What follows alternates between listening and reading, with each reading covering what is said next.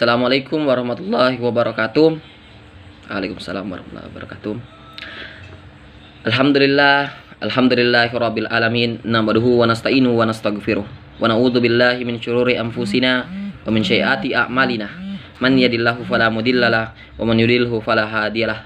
Askulu syukran ilallahi ta'ala allazi qad ta'na nikmatan fursatan kamilatan hatta nastati'ah an najtami'ah fi hadhihi al-makanu asy-syarifah wa fi hadhihi al-makanu al-mubarakah. Salatan wa salaman daiman da'iyan ala nabiyina Muhammad sallallahu alaihi wasallam alladzi qad kharajan nasah minaz zulumat ila nur aw ila siratil mustaqim. Amma ba'd. Pertama-tama selaku hamba Allah yang paling lemah di hadapannya, marilah kita sepatutnya menyatakan puja dan puji syukur kita kehadirat Allah Subhanahu wa taala, yang mana Allah Subhanahu wa taala telah memberikan kita akal sehat jasmani dan rohani sebagai manusia yang utuh. Yang tidak mempunyai akal sehat itu hewan. Kemudian tak lupa pula kita panjatkan kepada Nabi besar Nabi Muhammad sallallahu alaihi wasallam allazi qad kharajan nasah, yang mana Nabi Muhammad sallallahu alaihi wasallam telah mengeluarkan manusia ini dari zaman kegelapan, dari zaman jahiliyah yang tidak tahu apa-apa, menuju zaman terang yang menerang yang dihiasi iman dan Islam. Terima kasih. Pada kesempatan kali ini saya akan membawakan sebuah kultum yang berjudul Islam Sehat. Islam itu sudah mengajarkan tentang tata cara hidup sehat.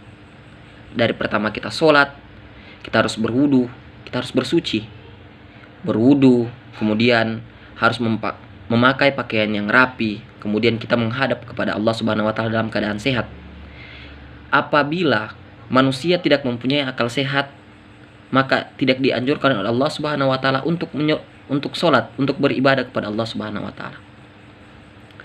Sebagaimana dijelaskan Allah Subhanahu wa taala dalam Quran surah An-Nahl ayat 18, A'udzubillahi minasyaitonirrajim, bismillahirrahmanirrahim, fa in ta'uddu nikmatallahi la tuhsuha. Dan apabila kalian menghitung nikmat kata Allah, niscaya kalian tidak akan bisa menghitungnya.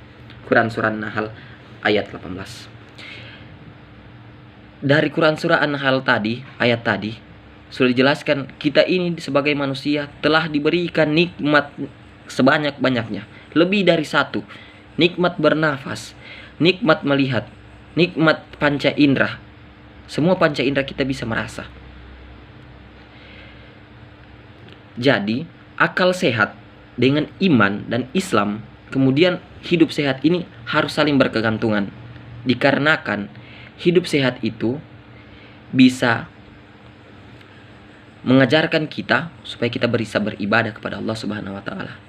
Hidup sehat juga dalam pepatah Arab mengatakan an-nazafatu minal iman, kebersihan itu sebagian dari iman.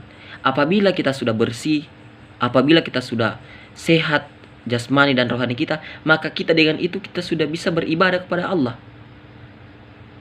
Maka kita harus sehat. Sehat di sini bukan hanya untuk makan makanan sehat, hanya minum minuman sehat, tidak. Di sini akal sehat, di sini hidup sehat. Kita harus mempunyai akal yang waras, tidak seperti orang gila. Orang gila itu akalnya tidak sehat, maka dianjurkan oleh Allah tidak usah berpuasa, tidak usah zikir, tidak usah sholat. Itu akal sehat. Itu orang gila yang tidak mempunyai akal sehat. Tetapi sebagai orang yang mempunyai akal sehat, maka kita harus dianjurkan Allah Subhanahu wa taala untuk hidup sehat, supaya kita bisa beribadah, supaya kita bisa menjadi pemimpin. Apabila kita sudah mempunyai akal sehat, maka kita bisa menjadi pemimpin, menjadi khilafah lillah di atas bumi ini.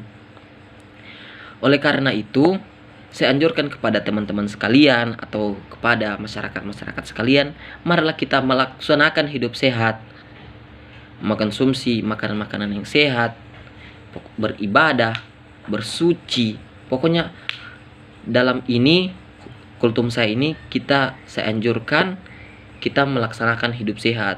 Kalau bisa tidak usah begadang. Kalau tidak ada memang yang sepatutnya kita kerja, Rasulullah SAW itu tidak pernah bergadang kecuali mempunyai masalah, kecuali mereka ingin ijtihad ingin memecahkan sebuah masalah sesama sahabatnya, maka Rasulullah SAW itu bergadang. Tapi kalau Rasulullah SAW tidak mempunyai apa yang akan dia kerja pada malam hari, maka Rasulullah SAW tidak begadang. Begadang itu juga lama-lama menjadi stres. Maka itu kalau tidak perlu kita lakukan, maka tidak usah. Mungkin kultum saya pada kesempatan kali ini hanya ini saja. Intisarinya, marilah kita budayakan hidup sehat, mencuci tangan, apalagi di situasi corona ini, marilah kita mencuci tangan, mematuhi protokol pemerintah, mematuhi protokol kesehatan, jaga jarak, dan selalu berdoa kepada Allah Subhanahu wa taala semoga virus corona ini cepat diangkat di dunia, terkhusus di negara kita tercinta. Terima kasih.